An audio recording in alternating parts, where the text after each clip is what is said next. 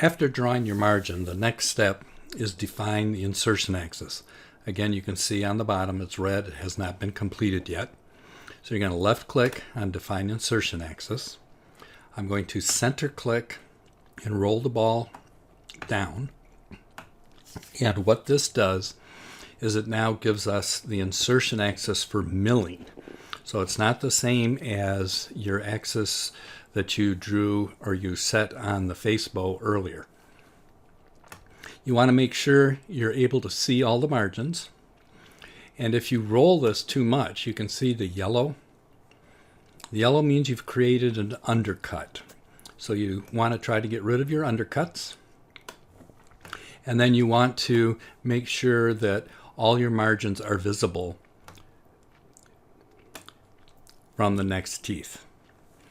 Once you have done that, you're now going to be able to go forward.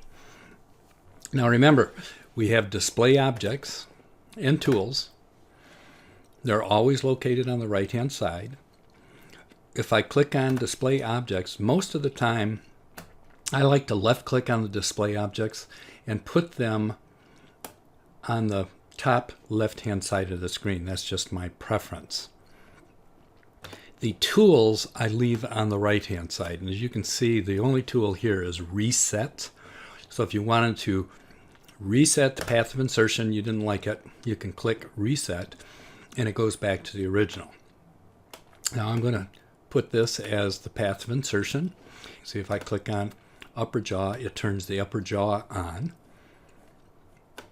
And if I shut the lower jaw off, it's almost like it's transparent. So most of the time I don't turn on the opposite jaw, and I also make sure that this is totally opaque.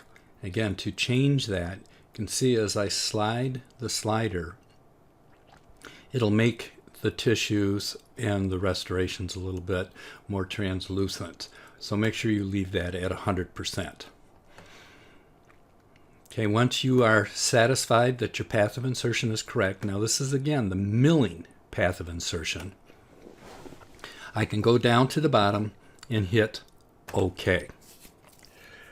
When we OK, it now also brings up preparation analysis. And for new users, this is not a bad thing to open. If I left click on preparation analysis, you're going to see that it has these analyzing tools. And with the parameters being set how they are, they're within 0.7 of a millimeter. That means you have to be at least 0.7 of a millimeter away from the opposing teeth. So let's see if we can go back, and I'm going to go to configuration, parameters, and then I'm going to do preparation analysis, and the tolerance we're going to turn up to 500 microns, and then we're going to hit OK. Then I'm going to exit configurations, and now you can see that this has changed. So from 1 to 2 millimeters away is in the blue. So this is adequately prepared, and it is a measure of, not reduction, of clearance. So I'm not real happy with that tool. We're also going to go to undercuts. And as you can see, we already knew there was a little bit of an undercut, and we can see undercuts on the buckle. And these are just a warning. As you can see, the measured value, which is below display objects on the bottom left side, that is 0.02 of a millimeter. And if I put it here, it's still 0.02 of a millimeter. Very, very tiny undercut. That's how sensitive this is. And remember that the machine ignores undercuts, so it won't attempt to mill that. If we click on the margin, what this is measuring is the first 1/2 a millimeter.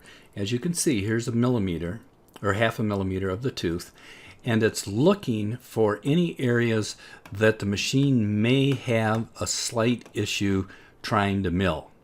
And as you can see, if I go across here, there's an indentation. You see where it says measured indentation on the bottom left side again. Now, if this was anything that looked like it was critical and the machine would have a hard time milling this, this is your warning to go back, go to the acquisition window, cut this area out, smooth it off, and then rescan it. This will make sure that everything fits the way it should.